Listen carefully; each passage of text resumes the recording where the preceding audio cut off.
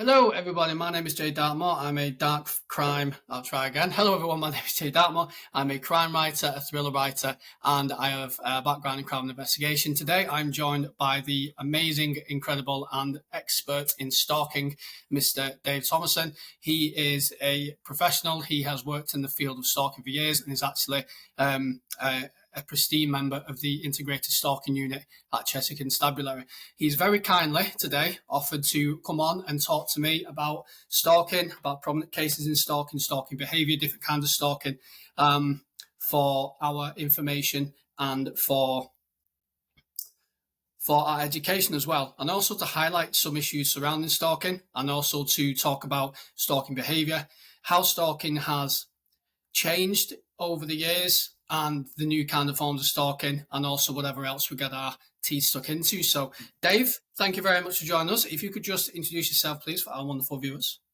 Pleasure, and thanks for having me. My name's Dave Thomason, as you've just heard, and I'm a Detective Sargent in our Harm Reduction Unit at Cheshire Constabulary.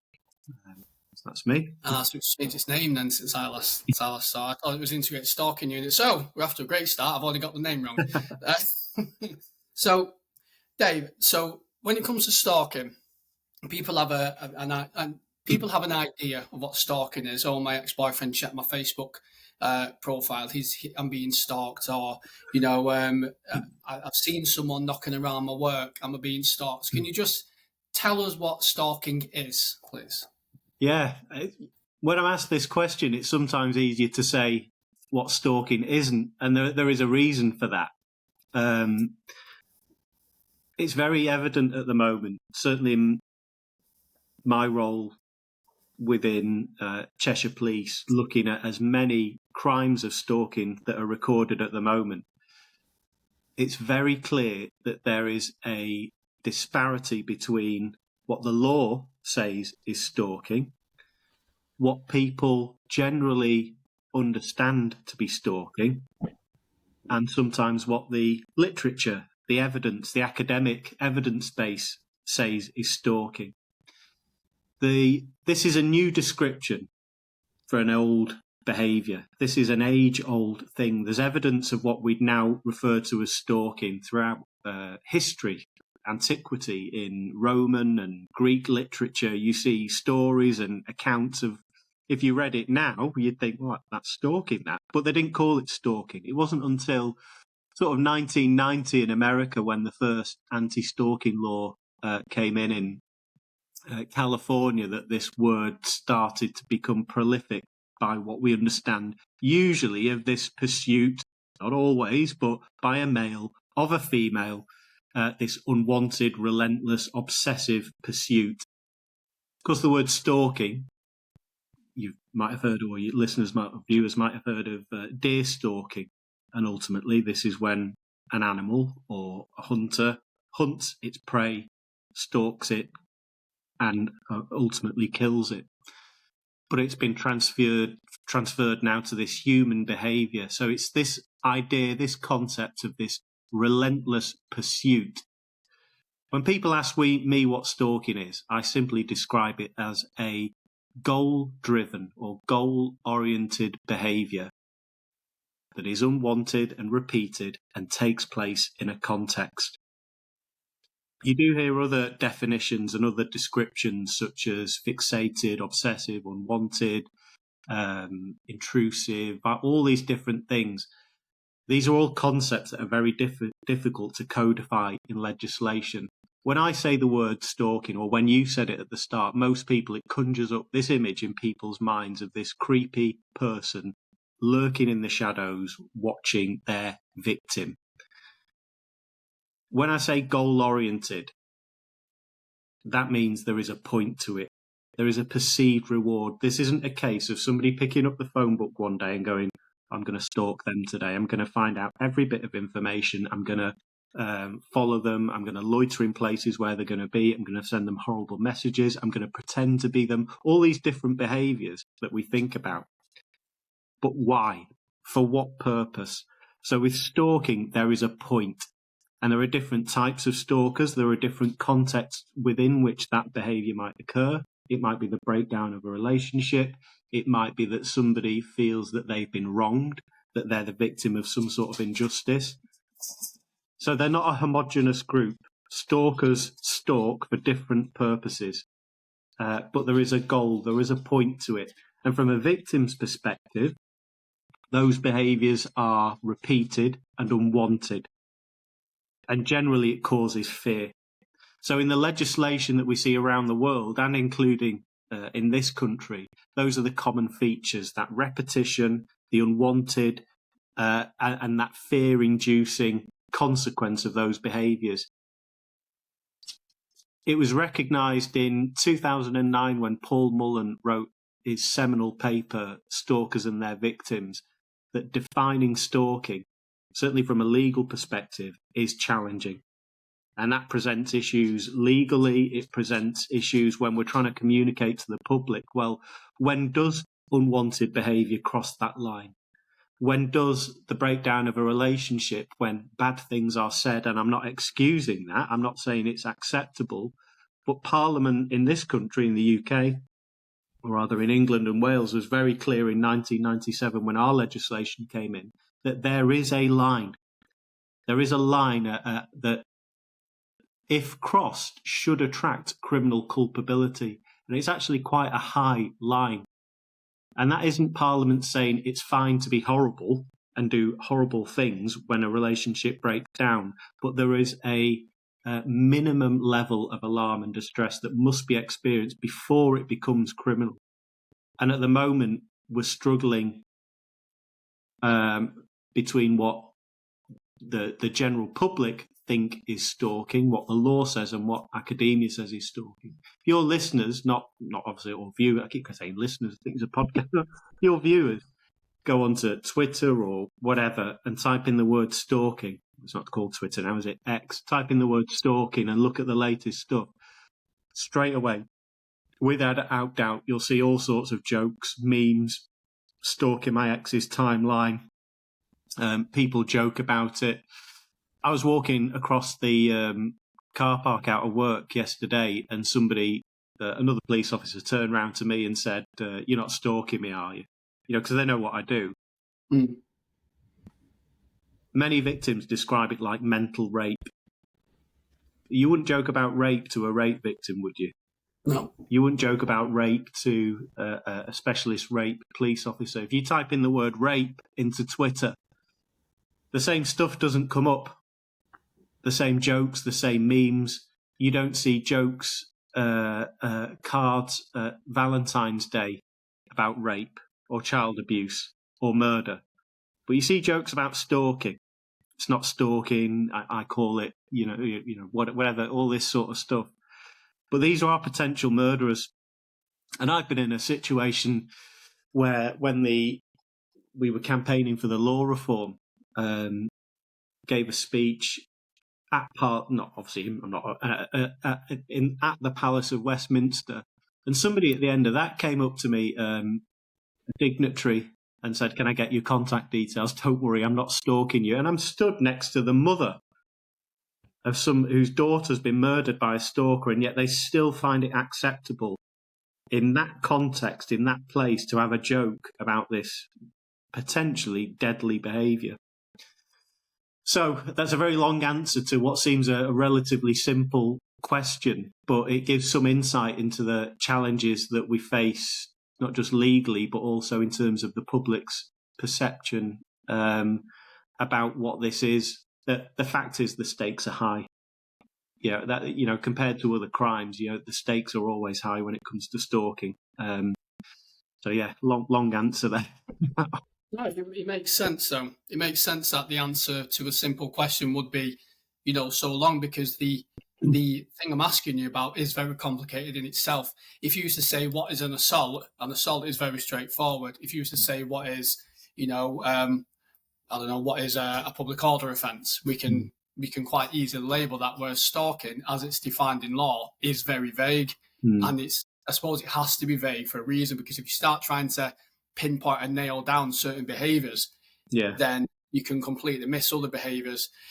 You said a couple of things there, Dave, which I just wanted to pick up on. So you said a few times stalkers are our potential murderers. So does stalking, if left, I want to say unchallenged, untreated, but if it's left to just continue and run its course, is it likely to result in a homicide?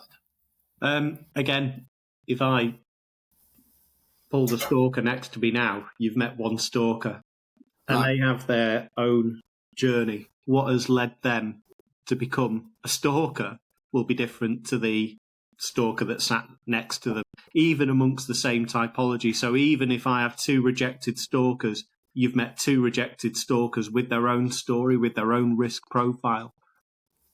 All stalkers are on this journey, on this trajectory, and at the end of that trajectory, there's a homicide up here. That most stalkers, the vast majority, will never ever get to that point. Mm-hmm. They won't even be violent, physically violent, but they're all there with that potential. And for example, when that report comes through to the police, we have to work out very quickly, is that stalker up here at the end, ready to murder, to kill, at the end of their tether, last resort thinking, all those red flags, or are they down here right at the start? And for some stalkers, that timeline can be very, very short. For some, it can be very, very long. We have a case at the moment that's been going on for 60 years. We get other reports where cases have gone on for a matter of days. So you can see that it's a huge, broad spectrum. And we have to work out very quickly what will make that stalker stop. Because they're motivated differently, what makes them get off that pathway will be different. So they're all loaded with that potential. And if we, certainly from a policing perspective, if we make bad decisions early on and take bad actions or even inaction, we can potentially set those cases on a trajectory that they're sort of accelerated towards that catastrophic outcome. Even with the best of intentions, frequently I see officers trying to navigate threat, harm and risk with good intentions, but because of a lack of understanding, competing pressures, victims having to navigate, threat manage, self-safeguard, making inconsistent decisions themselves or showing this inconsistent attitude. And that isn't a criticism. That's because they are having to navigate and threat manage. The officers feel, well, I'm doing what the victim wants. Well, what the victim wants and what they need, certainly from a risk perspective, can be very different. So yes, stalkers can and do kill. There is some research that suggests that over 94% of people who are killed by a current or ex-partner will have experienced stalking behaviour prior to their murder. So we can say, certainly in the domestic abuse context, a lot of people who are killed will have been stalked, without doubt. But actually, in the grand scheme of things, the vast majority of domestic abuse victims who are being stalked will not be killed, and their stalker will not be physically violent. Now, that's not to say that they won't still suffer psychologically, because stalking is also a crime of psychological violence. This is a repeated psychological assault. And there are many victims who feel that they are suffering a fate worse than death. You know, it's like torture, this cumulative impact over time of often seemingly innocuous behaviours, which in isolation might not even amount to a crime themselves. Standing near somebody is not a crime in and of itself, but in the context of what has happened to them and why they are the subject of somebody's relentless, unwanted attention, those innocuous things, when joined up, become much more potent and salient. So stalking isn't a diagnosis. It's not a mental disorder in and of itself. Stalking is a behaviour, and it's a pattern of behaviour, which patterns tell us more than incidents, if that makes sense. It creates that picture. Yeah, and it's that pattern of behaviour that as police officers, investigators, we have to turn into evidence to convince a jury, 12 ordinary men and women with their own opinions and views about relationships and human behaviour and things they've watched on TV.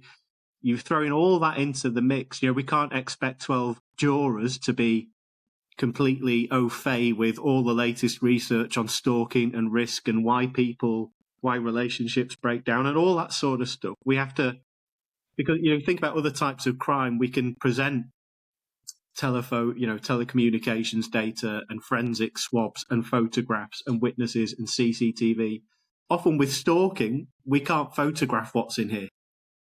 And we're trying to turn this into something tangible that a jury can go, yeah, I can see myself in that situation, and I understand why a victim may have reacted in a certain way or done things which don't fit with this perfect victim narrative. Why did you message back? Well, I messaged back, officer, because if I don't, last time I ignored him, last time I blocked him, he was at my front door threatening to kill me. So if all I have to do is respond to a message every night, or if that's all I have to do, and it keeps that threat away, and it works, I will do that. And you, officer, by asking me to sign that witness statement, I might as well be signing my own death warrant, because you can't make any guarantees to me that I'm going to be safe. And that's what, we certainly the police, we have this, give us a statement. If you want to go, we'll take it to court, give us a statement. Well, we can't make any guarantees about somebody's safety, but that victim can guarantee that if all they have to do is message back and it keeps that threat away and it works, well, what are you going to pick? That's not somebody being uncooperative or non-engaging. That's somebody managing threat, harm and risk really effectively, not a way in which we'd promote. Our advice generally is that victims should curb all contact to an absolute minimum. But this blanket block, isolate, cut off, don't respond, it might actually make things worse. Yeah.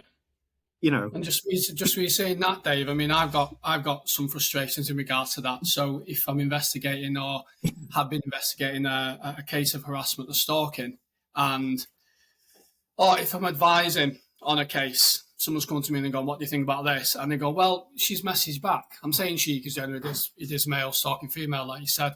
And they go, she messaged back. But then when you actually talk to the victim and they go, like you said, well, they have to message back because last time when they didn't message back and they just blocked it, I got hundreds of withheld phone calls. They turned up to my house. They turned up to my work. They started ringing my sister. Whereas if I just talk to them every now and then, if I placate them, or they might go, I had to go and meet them. I spent the day with them. They said, why did you do that? And ultimately, it's because I'm scared that if I don't do that, something will happen. And I think what we need to ask the question, Dave, is not why did you message back, but what would happen if you didn't message back? Not why did you communicate with them? It's what is the risk of you not communicating with them? And I've done a lot of looking into the Jade Monkton Smith homicide timeline, and with you saying about the murder, the homicide, when it comes, where a lot of them do have stalking elements in them, and there normally becomes like a bit of a trigger point where it's the change in thinking stage of the timeline. I think it's stage 6, and when there's been elements of domestic violence and coercive control, and then it turns into stalking behaviour once that relationship terminates. If it's a rejected stalker, like you said, their goal, I would believe, is normally to try and get back into that relationship. When they find out that that's not the case, either the victim blocks them, the victim gets a new partner, or the police get involved. That can be then the trigger where the stalker goes, okay, well, this clearly isn't happening. Now I feel obliged to hurt you because you have caused me so much pain, and in their head, they've convinced themselves that they're the one in the right. So do you think that police need more training when it comes to stalking, or how to manage stalking behaviour, how to manage victims? I don't like the term managing a victim, but how to appropriately advise a victim. Yeah, I think training is part of it, but it's not a panacea, because every new police officer that joins our organisation gets about a 3-hour input from me face to face, which is more than a lot of police officers around the country, probably around the world, ever get on stalking ever. And yet I still see officers then making decisions and taking action that is not commensurate with what they have been told by me.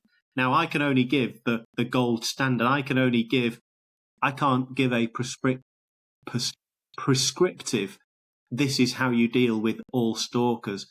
I can give broad parameters and some very clear do's and don'ts. But ultimately, individual officers are responsible for their own decisions and actions, and they can only make those informed decisions if they have awareness of red flags, what risk looks like in stalking, why victims might behave a certain way, why stalkers are doing this. So I can give all that information, but you throw in the human factor and other competing demands, other bad advice that they may receive from others, then training can only achieve so much. So yes, it's important, but it's not a panacea.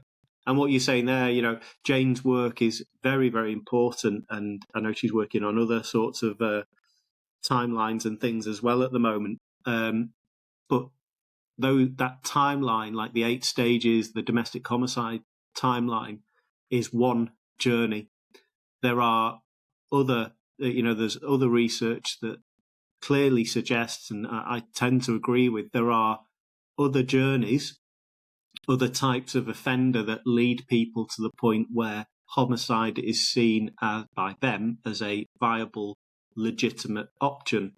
You have disordered and disorderly offenders who don't neatly fit into that pattern that Jane's identified as such. But I think the point is that there are red flags, there are critical points when the police can and should act to try and mitigate those risks when cases appear to be loaded with that greater potential for harm, when that point of catastrophe appears on the horizon. And you can only do that through awareness. And even, doing this, I've no doubt there'll be police officers watching somewhere whose knowledge will be increased, and that can only be a good thing.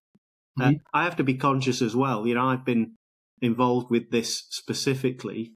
This has been my job for over 18 years now.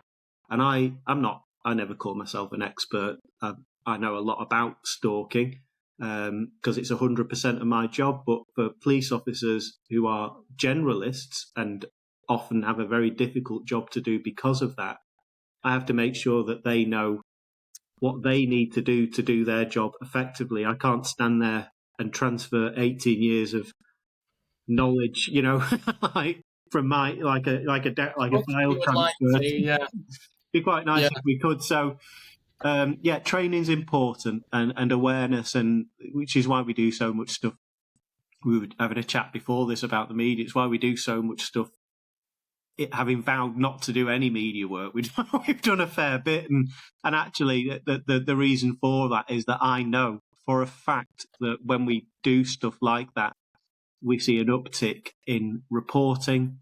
People tell us that they've seen documentaries, that they've seen stuff in the media, that it's prompted them to report concerns about themselves, about their sisters, their brothers, their family members, and even if one person does that, then it's been worthwhile. So, it's training plus lots of other things, legislation, law.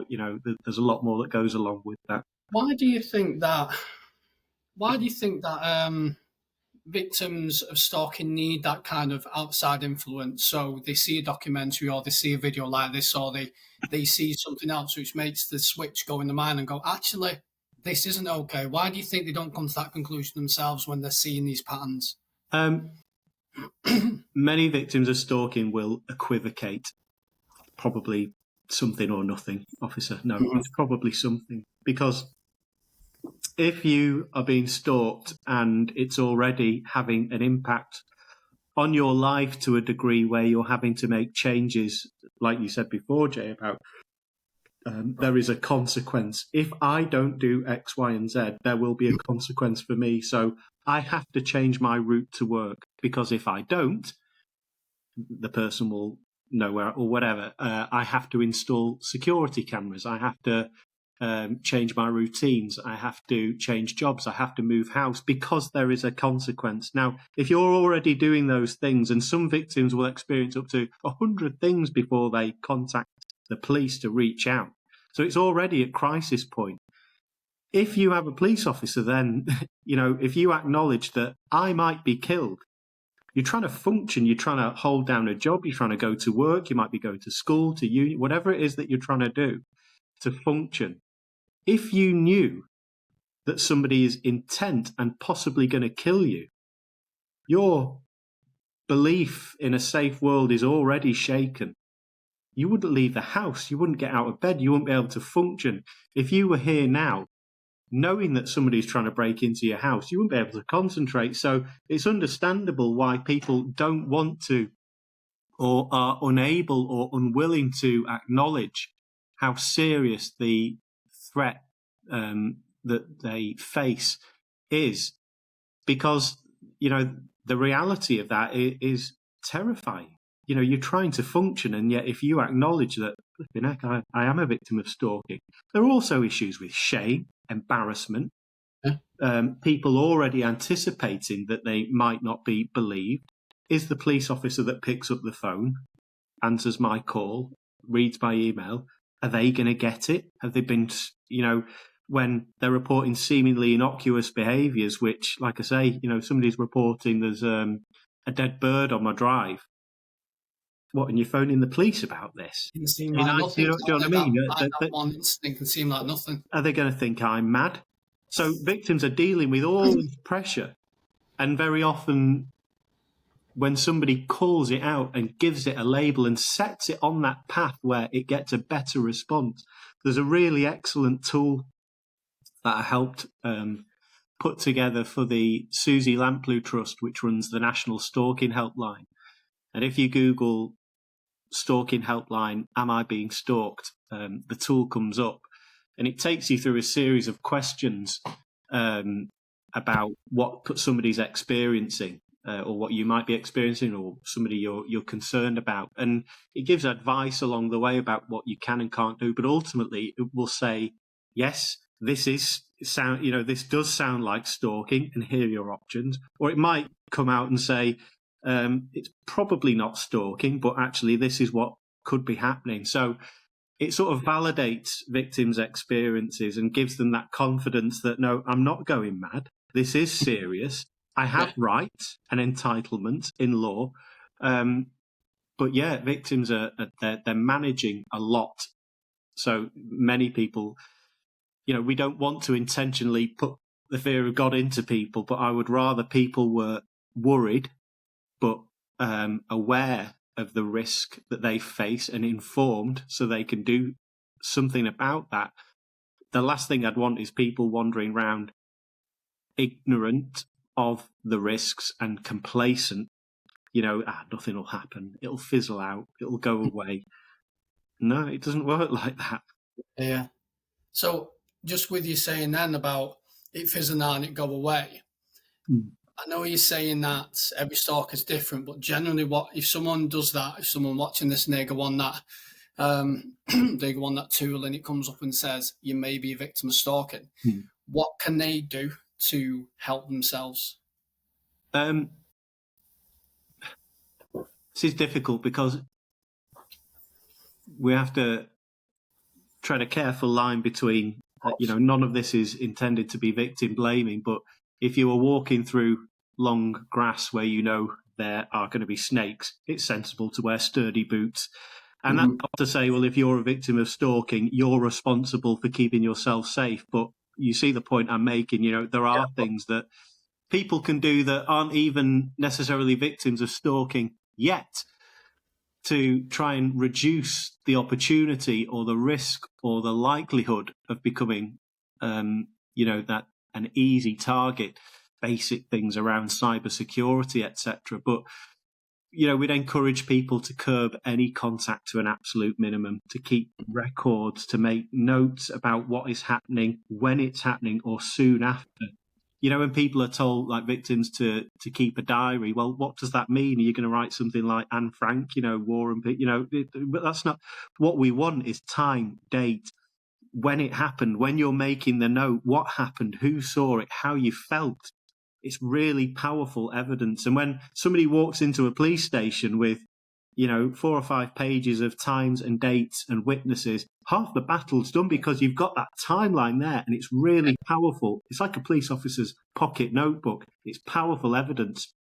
I suppose the point I'm making, certainly when stalking victims feel that they are active participants in the investigation, they're actually doing something to promote their own safety. They're helping the police do their job, because they're in otherwise a seemingly powerless situation, not knowing what's happening, what are the police doing, what's the update. Even if the update is there's no update, they feel like sitting ducks. So, aside from making sure your online profile is as secure as your personal profile, setting your house alarm. I always ask police officers at the start of my training inputs, who here's got a house alarm?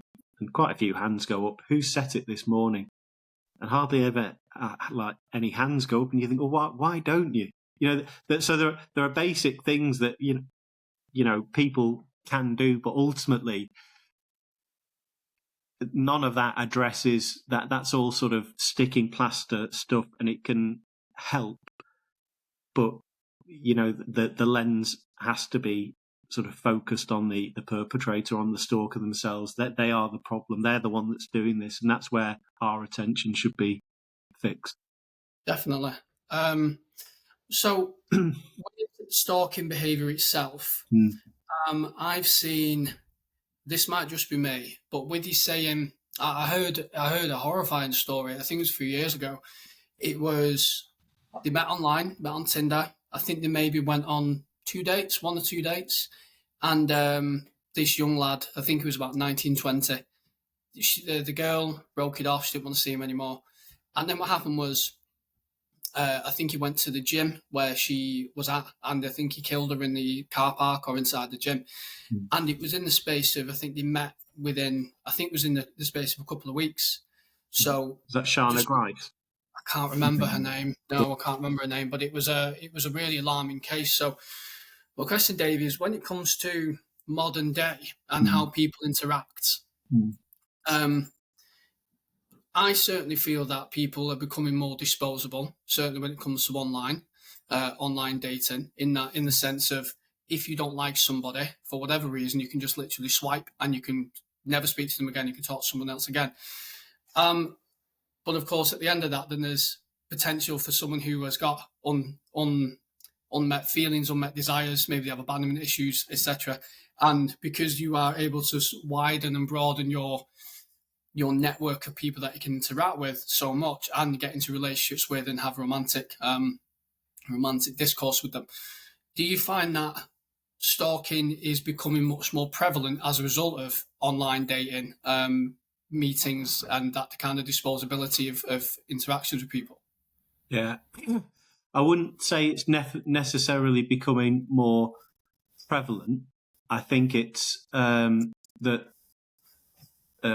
the ease of which and the methods of which communication and contact, the proliferation of that, almost makes it easier for stalkers to do what they need to do to get that emotional, that psychological gratification, by which I'm, bearing in mind I'm talking about lots of different sort of scenarios within which stalking can occur within that. Because that sort of cyber aspect creates opportunities for anonymity, accessibility. A lot of stalkers will create this sense of omnipresence. Now, if you think pre-mass internet, to do that, stalkers would physically loiter. They'd put signs up, they'd write letters, they'd bombard that way. If all you have to do from the comfort of your own living room is pick up your phone and press a button, or go onto Netflix, or send something through a banking app, or all these different, very creative ways that stalkers find to make contact. When a victim's walking around with their phone or switching on the kettle or their smart device or whatever it is, that stalker is always, always there. So the psychological drivers behind this and what they are seeking to do, they haven't really changed. The media themselves, by which, the technology facilitates that and makes it easier for stalkers to exploit, to meet their own ends, whatever that is. So I don't think that the concept of what is taking place has become more prevalent to a degree. But I'm of that age, unfortunately, where I sort of, like, when I was at school, we had a computer room. There was no, that, and did we have, I think, some of the computers eventually had internet access. So I think I first had access to the internet at home sort of 96, 97, something like that. Just tell you something quick. I years ago now, I was in the witness waiting room at Crown Court here locally, and there was like loads of old magazines that somebody brought in, for people to read whilst they're waiting for the murder trial or whatever. It's a bit of light reading. Yeah, exactly. There was one. It was a computer magazine. I wished I'd have kept it or photographed it, and it was from the early 90s, and it talked about cyber stalking, and it was the first reference. The earliest reference that I've seen, and I've looked through the literature and stuff trying to find the earliest reference, but it was like a double spread feature on cyber stalking, and it was all about That'll be the dogs with the squirrel. That creature outside. Before we got chatting, Dave said there might be he's got 2 dogs and there might be a squirrel. So the pattern of claws on the... Oh God, sorry. Well, my dog's the same. My dog's currently got a BALL, so that's kept him somewhat quiet for the time being. But carry on, mate. He was talking about the and it was all about like internet relay chat and news groups, if people remember those, and now we get people this stuff happening through also the Internet of Things. People changing profile names to send messages, bank transfers to communicate, with reference numbers to send messages to victims. All sorts of very creative exploitation of seemingly legitimate technology allows stalkers to penetrate people's homes, their vehicles, their work, every aspect of their life, tracking and information. It makes that availability of personal information much more prolific. If you're on one dating app, I think some of these companies, they own like 21 others. So you'll find you're registered with one dating service, but actually you're also registered with numerous other services, and you're putting yourself into that very big ocean with lots of the whole spectrum of humanity and people that and that exists anyway, but it's the availability, the accessibility, and not anonymity that the internet provides has created much more opportunity. And there are people who are more vulnerable to being stalked. There are people who are more vulnerable to being stalkers. So it creates that accessibility, that ease, much in a much more prevalent way, I think. The internet and technology, but it also creates opportunities. Locard's principle: every contact leaves a trace. When the police are telling people to block and cut off and isolate, come off Facebook, come off Instagram, well, why should I? And this is what I was saying. I'm of that age where probably, and I'm obviously not that old, where people can still have this mindset of, well, it's online, just come off. Don't there's online and there's offline. Well, actually, we know that it's not like that. And if you speak to a lot of younger people, there is no distinction between on and offline. It's all just one realm, if you like. And for the police, it creates opportunities. Why would we cut off the only relatively safe evidence gathering method available to us to do our job and investigate and hold these people to account? This is very often communications data what convinces juries that somebody is attributable to whatever it is that they're being accused of in terms of contact and communication. The most common stalking behaviour is unsolicited phone calls, text messages, and social media activity. The next most common behaviour is spying. If we starve the stalker of what they may be getting remotely, where the risk of physical violence and proximity isn't necessarily there. I'm not saying it's acceptable. If we cut that off blanket for all stalkers and we don't factor that into an investigation, if we don't involve the victim in how to manage that situation, if somebody is fixated, if they are obsessed with their victim, they're not suddenly going to, can't get through on Instagram anymore. They don't walk away. They either persist, they either up their game, or to meet their need, whatever the reason is that they're stalking. Well, what's the next most common behaviour? Spying, which increases, that proximity becomes less, physical distance, and the increase of the risk of physical attack increases. So even with the best of intentions, we'll block them. Well, why should I? We don't say to rape victims, well, you went out in a short skirt, dressed up like that. You don't go out to... But we say to our stalking victims, you need to do something differently because you're responsible for being stalked. You're making it easy to be contacted for this communication. No, the stalker shouldn't be doing it. And this is one of the things in our law that said, they ought to know, regardless of whatever condition may exist. People ought to know that some stuff is unacceptable, and we should be holding them to account for that. That is really, really interesting when you're saying that, Dave, in respect of cutting off the evidence chain. So if you know that somebody is being stalked and you block them, they might be never appropriate in some cases. They might never contact the person again. But in cases like that, I would say chances are it probably won't go further because that utter fixation isn't necessarily there. Whereas if you block someone who is obsessed, fixated on this person, then like you said, if I can't contact you remotely, I'm now going to have to go to where you live. I'm going to have to go to where you work. And plus, from an evidence gathering perspective and a policing perspective, it's much easier to prove a digital message, a phone call, a text message through different mediums and the evidence gathering which police do, rather than they were at the end of my street and only I saw them and I didn't get the car edge and I think it was them, I'm not sure, and there's no CCTV or other witnesses to that event. You're cutting off part of the evidence gathering, aren't you?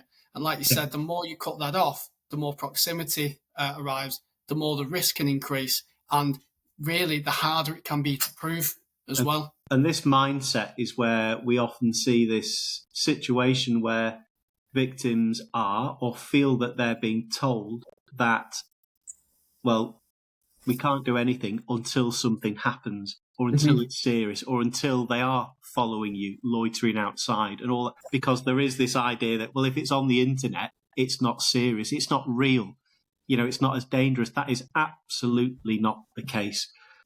100% of calls to the National Stalking Helpline have some cyber element to a greater or lesser degree. Technology pervades every aspect of life. There are very, very few. I can't even think of any cases off the top of my head, bearing in mind that I'm looking at hundreds of these where technology isn't involved to some degree. Like I say, it creates opportunities as well as risks. And is, like I say, is very often, the way that people are convicted on the back of the evidential product from technology. Yeah. You've disappeared from the screen there. I'm sorry? I can't see you anymore. The screen's gone blank. Can you hear me? Can you still see me? I can hear you. I just can't see you. It's, Okay, I can still see you, and you still look wonderful, mate. So don't worry about it. One thing that I find frustrating when it comes to stalking cases is because the evidence gathering can be quite lengthy and it be quite in depth and complex with different inquiries, etc. And the impact it can have on the victim of the stalking can be so huge.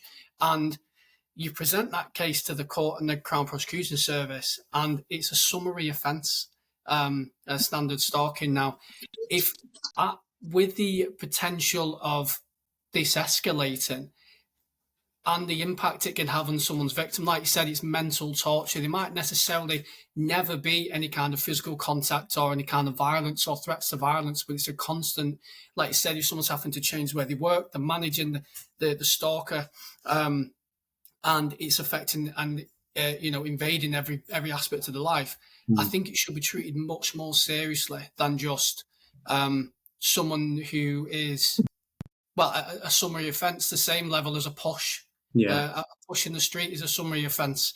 An assault or injury is a summary offence. Shouting in the street, swearing in the street is a summary offence. How can that, in my opinion, be the same as stalking, which is a much more sinister and obsessive model of behaviour? I mean, this is part of the issue at the moment that we're sort of, people may be aware there is a super complaint that's been made against the police. And this is one aspect, especially in terms of the legislation, that I think needs to be and probably will be addressed or flagged up when that initial report comes out from the super complaint. But there are different levels of offence. It's right. There is a spectrum of behaviour. There is a spectrum of severity when it comes to stalking. And yes, the impact and the unique circumstances of each case will be different. But, there are people who will be stalked for a matter of weeks, where the impact, yes, it may have some psychological impact, but you then have other cases in that pot, for want of a better description, that have gone on for decades, where people have post-traumatic stress conditions, physical health problems. They've moved house 5 times. So you see, there's a big spectrum of culpability and harm that the courts need to be able to manage in terms of sentencing and their powers. There are sentencing guidelines available, but there is a summary-only offence, you're right, which is intended for that quick, sharp intervention early on in those cases that ideally are at the start of that course of conduct, where the intervention of the court can put a legal framework in place to try and curtail any sort of escalation, usually, in theory, through the imposition of some type of restrictive order. But then there are those much more serious cases where, certainly in England and Wales, the maximum sanction is 10 years. So for stalking that causes a fear of violence, or the other offence of stalking causing serious alarm or distress, the maximum sentence is 10 years for that. So, it is serious stuff, and, it is within the courts. They have a much broader range of sentencing powers. There is an argument that the lower level offence should be repealed. It's always sat uncomfortably with me. It's not what we campaigned for in the stalking law reform. We said there should be a standalone stalking offence. What we've ended up with is this: there is an idea, because of the legislation, that there is something called low-level stalking. Yeah. Now, even if you speak to a victim who isn't the 60-year, 20 different types of behaviours, stalking victim, for them, it is the most important, impactful and dangerous situation in their life. And for them to have this implicit message that it's low level has never sat comfortably with me. And it certainly wouldn't sit comfortably with a lot of the stalking victims that we encounter. Yeah. So it minimises their experience as well, doesn't it? Like, it does. In their mind, it's vehement, it's constant, they can, like you said before, it's like an omnipresence in your home. It's if they're hacking into your smart devices, they're listening to you. Like I said, they might never implicitly threaten you or cause you harm, but you don't need to be threatened to believe that harm might happen further down the line. And then to be told that that is not very serious can be hugely devastating to the victim and their experience. In the same vein, however, we are recording a lot of crimes in this country, calling things stalking that simply aren't stalking, or what the literature, what the evidence would suggest is stalking behaviour, because it meets a very low and arbitrary threshold. And that is appropriate in many cases. We record to investigate, that mantra. We don't investigate to record. So yes, we should. But in this country, there is a very low threshold, and I understand why that exists. The problem with that, the practical consequence, is that by calling lots of annoying, objectionable behaviour stalking, means that our limited time, effort and resources, not just from the police, but from all sort of services and the third sector, we can't invest the same level into that huge number of things that are being given that stalking label that simply aren't stalking, just in case. And I think that ultimately that legislative reform is going to be necessary to help make it clearer to the public about what is and isn't acceptable, where that threshold lies, which those cases are, and situations which are really loaded with that significant potential for harm. And we're never going to it's never going to be 100% perfect. We're not mind readers. We can't tell. Of course. We can't read people's minds and anticipate every twist and turn and every variable that might increase the risk of a catastrophic outcome. But there is a risk at the moment that the prevalence of rejected or domestic abuse stalking is so skewed in this country that it's I think it is probably already starting to have practical consequences. From my experience, just with you saying about it's being crimed quite a lot, it tends to be like it's almost crimed as a secondary offence which has occurred. So, and if there's a lot of crime recording in regards to stalking, then that minimises when I don't want to say legitimate, but a more serious case of stalking occurs. Yeah. I just wanted to ask you a couple of questions, just a couple of things what you've said. And you mentioned a little bit about cyber stalking. Can you just go into a bit of detail as to what you mean by cyber stalking? Just if some people know. Yeah, it's generally it's understood to be when, excuse me, internet connected things are used to stalk. Now, Right. So this isn't necessarily just somebody online messaging somebody who they don't know. Not necessarily. It's usually the use of the internet. Now, how far? Now, your landline at home might be provided through, I don't know, a cable provider, which actually, yes, it's your landline phone, but actually it's connected to the internet. So how far do you take it? But generally it means it's this idea about online, which most people seem to understand. For me, it's electronic communications devices, but really it's the use of any tech. There's a huge issue at the moment about the Internet of Things, IoT, smart devices, smart connected devices that can be exploited.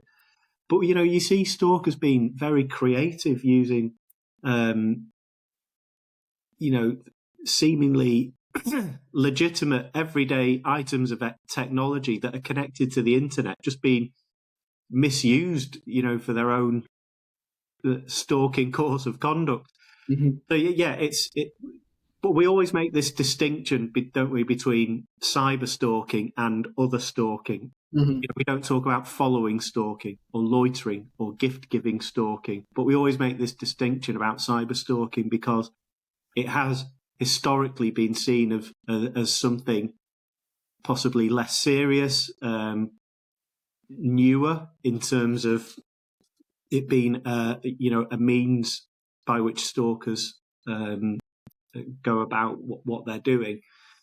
But it's not helpful for, it's I don't think it is anyway. For me, it is an additional method by which stalkers will communicate. It's quite rare that we get wholly cyber dependent stalking cases, that purely take place online. Don't get me wrong, there are cases, but more often than not, we will see other behaviours taking place beyond the purely online sort of communications and exploitation of technology. That's to say that those pure online cases aren't stalking. They absolutely can be, but yeah. And this is, like you said, where you get the if you block and you're removing all the rest of it, then if the cyber stalking the cyber stalk is removed, then the proximity has to increase. Then we've only got a few minutes left, Dave. So I've just got one or two questions which I just wanted to ask you just very quickly. Yeah. Is there a way of telling? A bit of a broader question. This is a way of telling that if somebody gets into a relationship with somebody, if there are telltale signs that if that relationship is terminated, the person could have those fixated behaviours which could turn into a kind of harassment or stalking. Yeah, I mean, if somebody has those, certainly in the UK, if people have concerns themselves about their partner's history or propensity for that type of behaviour, they can always make an application to the police under what's commonly known as Clare's Law or the Domestic Violence Disclosure Scheme, where people can go to the police and ask for information. And the reason I'm mentioning that is that past behaviour is the best predictor of future behaviour. If you thought of signs, or if you were worried or concerned for yourself or somebody else seeing those signs, then there's a surefire way to get that history if the disclosure's made. Very often what we see with and this isn't all cases, don't get this is something that I've noticed over the years, something that's probably recognised in the literature as well. When it comes to domestic abuse rejected stalkers, so rejected stalkers who've previously been in a sexually intimate relationship, they will have very often, not always, but been preceded with this, what we call this rapid enmeshment of emotions. So you'll see the relationship becomes a relationship very, very quickly, very intense. The perpetrator very needy, emotionally, psychologically. You sometimes see signs of that intense jealousy and surveillance within a relationship, not right from the outset, but at the point within when those foundations have been laid. Because don't forget, that perpetrator usually has entered that relationship with intent. Yeah, they've entered that relationship anticipating that at some point they are likely to be abandoned. So they lay those foundations to do everything they can to keep that victim in that relationship during and at the point or approaching separation, because they have this hyperactivating attachment style. These are people that feel they have to be in a relationship, and the victim might know that they've had lots and lots of other previous relationships and some other little signs. They might say things like, my ex was a crank, my ex was mad, my ex did that. Well, why are they saying that? Why was your ex? These are all sort of red flags about perpetrators' behaviour, which I'm not saying guarantee, but very often when cases come to my attention in the domestic abuse context, I can quite clearly see those patterns, and they very often fit that type of what would be in Jane Monckton Smith's 8 stages. You can see very clearly they follow a very similar pattern. The problem is for the victim, they're unlikely to identify and report, certainly in the early stages of those relationships, because everything's great. The perpetrator's selfish psychological needs are met. They're loved. their self-worth, all that sort of stuff it's great because it's all about them. They get the gifts, his perfect boyfriend, white knights, all that sort of stuff going on. But by the point that those cracks start to appear, those emotional, psychological, financial, sexual, all those bonds, that bind that the stalker's created is so intense, it's very, very difficult to escape.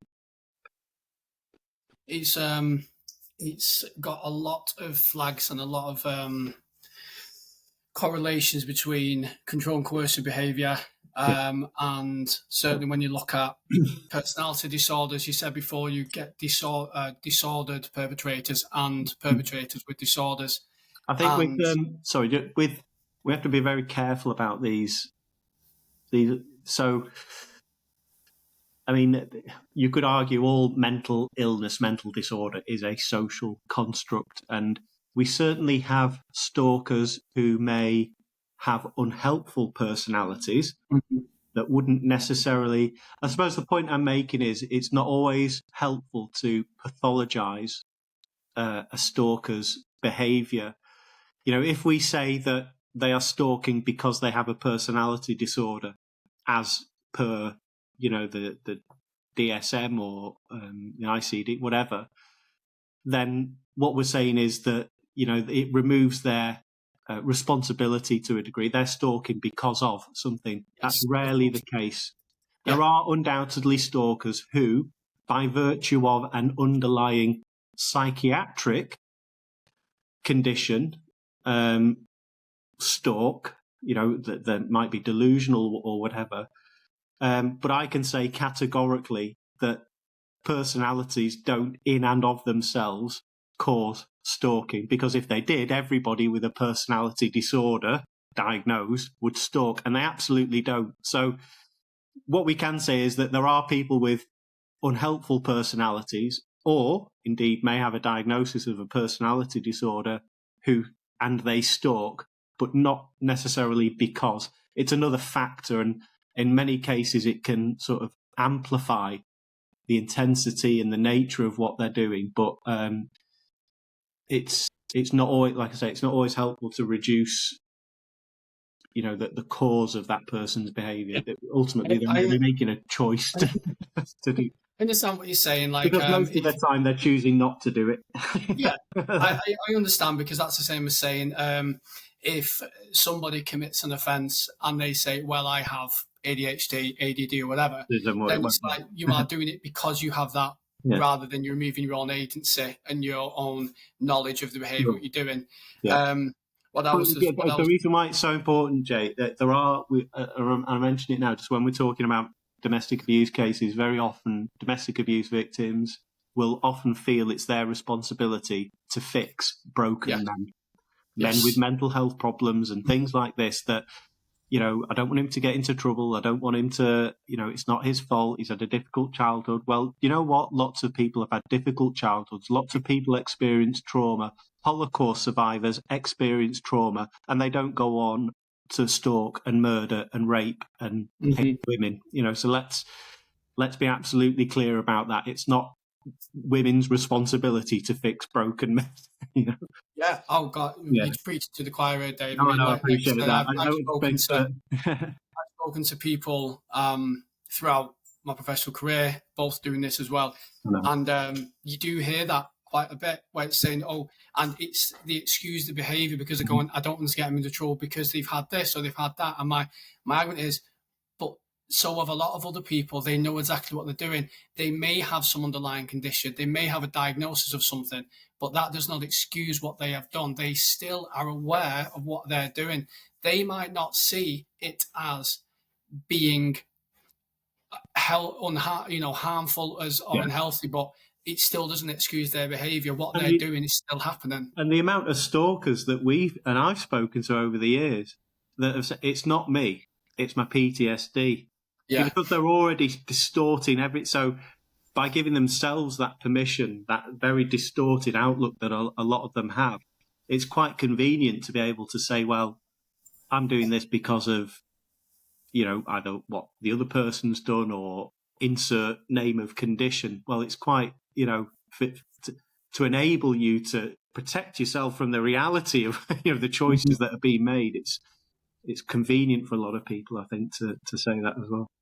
And it's that form of cognitive dissonance, I think, with the perpetrator in that they excuse the behaviour. So with you saying that rejected stalkers, it has the potential to turn violent or even worse.